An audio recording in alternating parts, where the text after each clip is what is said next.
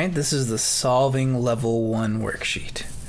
So in this first problem, it says negative 17x equals minus 204.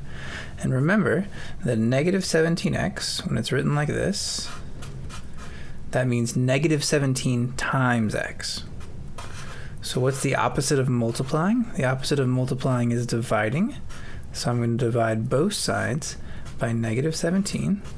All right, calculator time. So we're going to type in minus. And remember, I want to use this minus button, not that one, because remember, this one means subtraction. This one means a negative number. So minus 204 divided by minus 17. And we get 12, which is the right answer. Great. So x equals 12. That's number 1. There we go, 12. All right, number 2 says m over 4 is equal to negative 13. So what is the 4 doing here? The 4 is dividing. And remember, my job is to get m all by itself. So I'm going to multiply both sides by 4. So I'm going to put times 4 on both sides. And now what happens? Well, the 4's over here cancel, they go away, and we're left with m on the left side. M equals, calculator time again. Again, I'm going to use this minus sign, not that one, this one. Minus 13 times 4 equals negative 52. So there's your answer. No problem. All right, our next problem says, it says negative 15x equals 0. So I want to divide both sides by 15, because just like in number 1, 15 is multiplied by x. Remember, the opposite of multiplying is dividing. So we're going to divide both by negative 15. And you can use your calculator if you want. 0 divided by 15, or negative 15, is just going to be 0. And in general, anything divided by, or 0 divided by anything, is always going to be 0. So those shouldn't trick you up too much. So the answer to that is x equals 0. All right, next problem. This is a 2-step problem.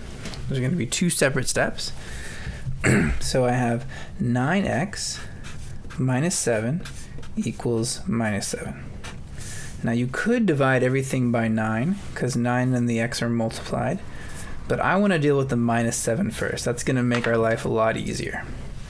So I'm going to add 7 to both sides, because addition is the opposite of subtraction. And I'm always going to do the opposite to get a variable alone.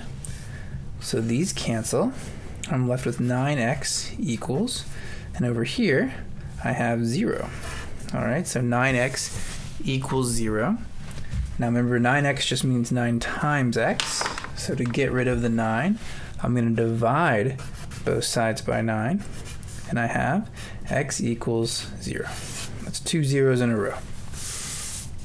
All right, last problem I'll do is number 5, and it says 144 is equal to minus 12 times x plus 5.